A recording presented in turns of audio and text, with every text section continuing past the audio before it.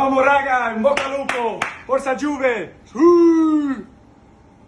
L'équipe, j'espère que vous allez bien. Comment réagiriez-vous si le club rival de votre championnat vous chambrait? Mal, j'imagine. Autre tournure. Maintenant, imaginons que cette personne, c'est Ronaldo et que son club rival est le Barça, donc forcément les retrouvailles s'annonceraient plus qu'électriques. Justement, aujourd'hui, je voulais qu'on revienne sur ce match entre la Juve et le Barça cette semaine pour le deuxième tour de la phase de poule de la Ligue des Champions. On l'attendait tous, surtout pour le retour du duel entre Messi et Ronaldo. Malheureusement, rien ne s'est passé comme prévu. On va rapidement entrer dans le vif du sujet, les amis, et se faire l'histoire de A à Z. Juste avant, je vous rappelle de ne pas oublier de lâcher le gros pouce bleu, très important pour le soutien.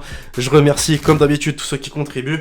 Ronaldo était donc absent pour le match face au Barça cette semaine à Turin après avoir été contrôlé positif au Covid plusieurs fois. Ses coéquipiers ont donc tenté de garder ce record de longévité à domicile, à savoir la Juventus n'avait plus perdu à domicile face au Barça depuis 1970. C'est donc historique en vrai ce qui s'est passé cette semaine. Ça s'est pas passé comme prévu, les blancs et noirs ont manqué d'inspiration, de qualité de jeu, et c'est ce qu'a souligné d'ailleurs Andrea Pirlo en conférence de presse d'après-match. Le Barça a été supérieur à nous dans la qualité de jeu. Ils ont l'habitude de jouer comme ça, ils travaillent avec les mêmes joueurs depuis quelques années maintenant. Ils ont un système de jeu plus complet. Nous construisons quelque chose de différent avec des joueurs qui en sont à leur première expérience en Europe et qui n'ont jamais joué contre ce genre d'équipe et de joueurs auparavant. Le Barça a donc su retrouver son meilleur niveau en tout cas cette saison jusque-là. On a ressenti la vraie philosophie de jeu, le tiki-taka. Un champion du monde s'est même illustré d'Embouze. Alors est-ce que la démission de Bartomeu a joué là-dedans? Difficile à dire, une chose est sûre, Koeman a été plus que satisfait. Je pense que nous avons vu la performance la plus complète jusqu'à aujourd'hui. Je pense que l'équipe a fait preuve de beaucoup de personnalité sur le terrain et c'est vrai que c'était notre meilleur match. Il a même été un peu exigeant avec Messi, ça c'est dur. Je lui ai dit qu'il aurait dû tuer le match beaucoup plus tôt qu'il ne l'a fait, mais il fait partie de notre jeu offensif et avec lui nous créerons toujours de nombreuses opportunités. Alors forcément c'est une équipe, le Barça sort la tête de l'eau, la Juve s'enfonce, la presse n'a pas manqué de descendre son équipe. Qui a vu la Juventus s'interroge tout au sport le lendemain du match. Pour la Gazzetta dello Sport, la Juve est tout simplement hors jeu en faisant référence notamment aux 3 buts refusés de Morata par la VAR. Alors comment rebondir après cette défaite, notamment en championnat où les résultats ne sont pas forcément au rendez-vous? Le retour de Ronaldo peut-être. Il a enfin été contrôlé négatif au Covid. Il sera donc de retour ce week-end, prêt à aider son équipe. Maintenant, on espère que dans quelques semaines, ce sera la bonne. Et je parle évidemment du duel entre Messi et Ronaldo. Pourquoi? Après la rencontre entre la Juve et le Barça, le compte Twitter officiel du club espagnol a directement envoyé un pic à la Juventus. Nous sommes heureux que vous ayez pu voir le meilleur joueur de tous les temps sur votre terrain, en mentionnant donc le compte Twitter officiel du club italien, version anglais. La réponse juste en dessous ce tweet. Vous l'avez probablement recherché dans le mauvais dictionnaire. Nous vous apporterons le bon au Camp Nou. Ça s'annonce donc très